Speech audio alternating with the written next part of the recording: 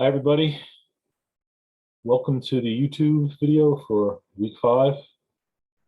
You should watch this by Tuesday, the 21st. I saw that there weren't too many views on last week's YouTube, but I realized there was a holiday and all that. But I do try to cover some things that I think are useful for you in these YouTube. So if you could please make an effort to watch them. It's for your benefit. Yes. So today, let's see. We haven't seen each other in a while, so let's just review where we are here. You read Okara and Douglas last week, and the Okara is, and I told you this already. The Okara, and I will show you the assignment sheet in a moment too, which you may have already seen. The Okara, you were going to summarize the Okara, and we'll get to that in a moment. The Douglas we will discuss in Zoom class on Thursday, the 23rd, and we will also discuss Indian Fathers and Indian Fathers Plea, which is your one of your reading assignments due Tuesday. The other one is by Manuel Munoz, Leave Your Name at the Border. That's a bit longer than Okara. You'll be summarizing that for your summary 2, which is not due until October 10th. But you read that Munoz so that you get a feel for it. What else is going on here? You have annotations as usual this week. No discussion board, no discussion board responses this week. Work on your first drafts, which are due Wednesday the 22nd at 11:59. And then, as I told you in the YouTube last week, and as you probably saw in my email, you will have a summary due on Sunday the 26th. And the reason I know it's kind of a quick turnaround after the first draft. The reason I'm doing that is because the summary is very short.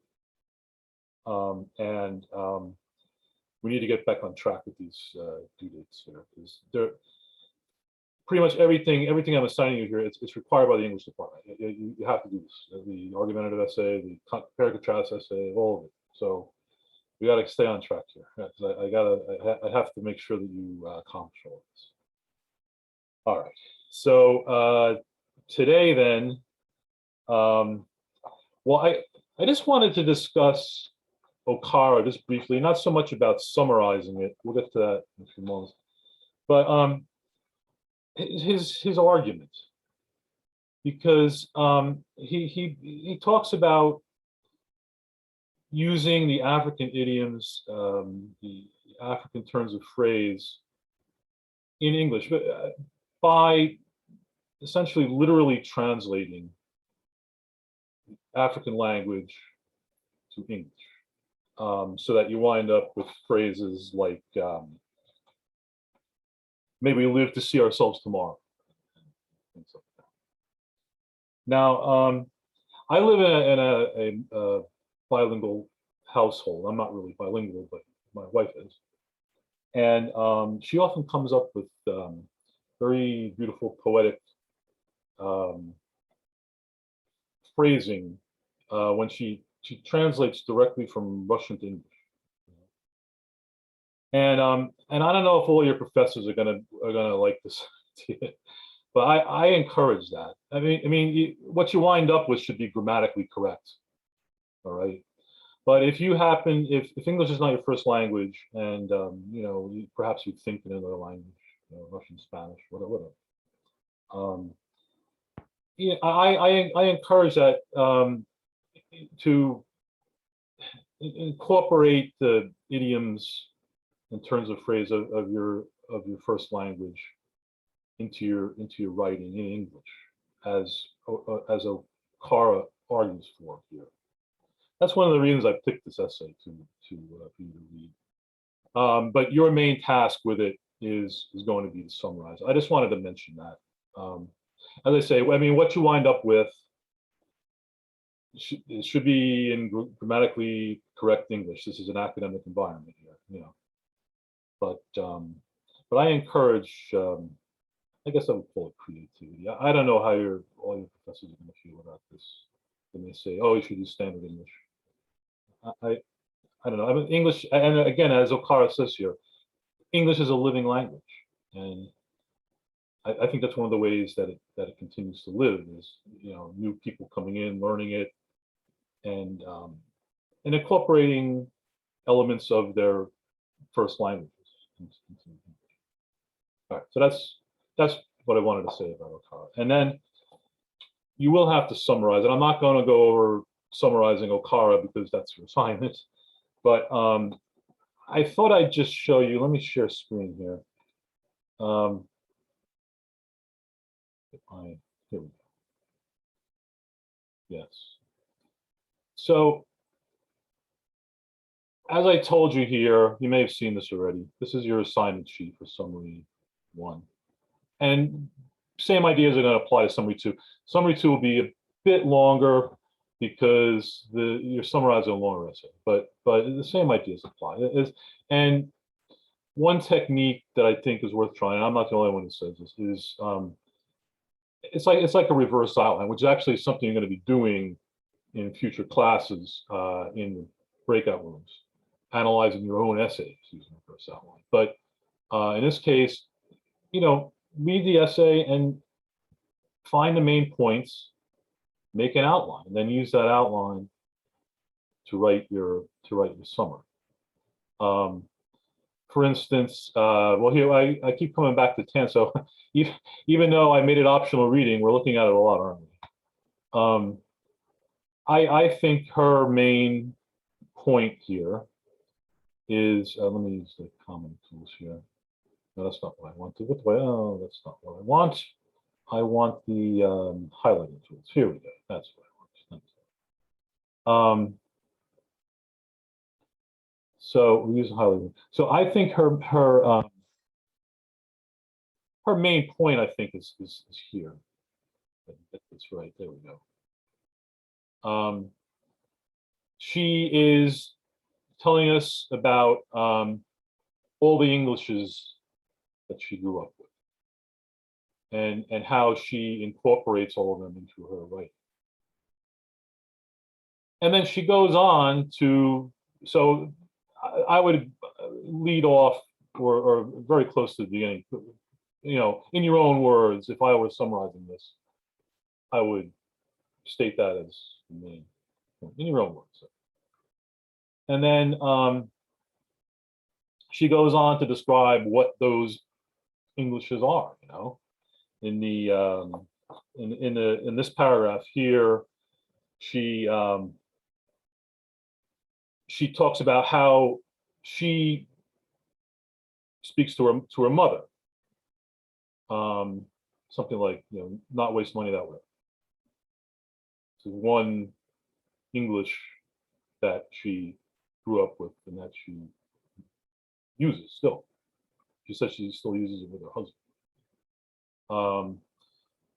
And then she goes, so that you can incorporate that into your summary. Just, you know, crystallize it. What is she saying? Oh, she's talking about the language that she uses to her when she speaks to her mother and her husband. Then in the next paragraph here, she talks about how her mother speaks. So then I would, you know, I would also try to. So what I'm trying, my point here is I'm starting to create an outline here. All right, you've got a main point, and then you've got okay, now she's talking about the language that she uses when she speaks to her mother, and then she talks about the language that her mother uses, and she talks about a few others throughout the course of the essay. So you create your outline and then use that, and in your own words, of course, create your summary. This is the basic idea that I'm suggesting that you use when you're summarizing Okara and in a couple of weeks, few weeks, the Munoz. All right, so that is summary. I also wanted to cover, and you know what, I didn't set a timer here. I don't know where I am in time here, but anyway, we'll do the best we can. So, and the other thing I want to cover, just to restate what I've said here, basically. Summarizing is not the same as paraphrasing. I showed you that video a couple of weeks ago from Lehman College that talks about paraphrasing. And when you paraphrase, you restate an entire passage in your own words. All right. Whereas when you summarize, you just pick out the main points from a passage or an entire text, and then restate what's being said in that passage or text, but in a condensed, brief form. So that's what you want to do for your summary one for Okara.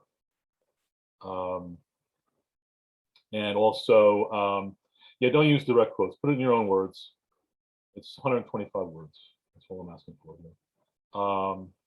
We state, that's the best way I can think of putting it, faithfully but briefly. Main argument and supporting points of his essay. Now, okay, this assignment should be in 12-point font, typed, obviously, and using the same, I mean, it's only going to be one paragraph, but using the same formatting rules that I included in that MLA formatting handout. That's on Blackboard. All right, and that's going to be due Sunday, 11:59, Sunday the 26th, 11:59. Your summary 2 is going to be basically the same assignment, but you're going to be summarizing Munoz, and it'll be a bit longer probably because it's a longer essay. And I think that's all I wanted to talk to you about today. As I said, I forgot to set my timer here, so I'm not sure where I am in time. But anyway, you want to mainly concentrate on finishing the first drafts this week. So I'll let you go now. And yeah, so we'll discuss Thursday. We'll discuss Douglas and the Lake Tom, an Indian Father's Plea. I look forward to seeing you. We haven't seen each other in a while. And until then, let me unshare the screen here. Until then, I'll say goodbye.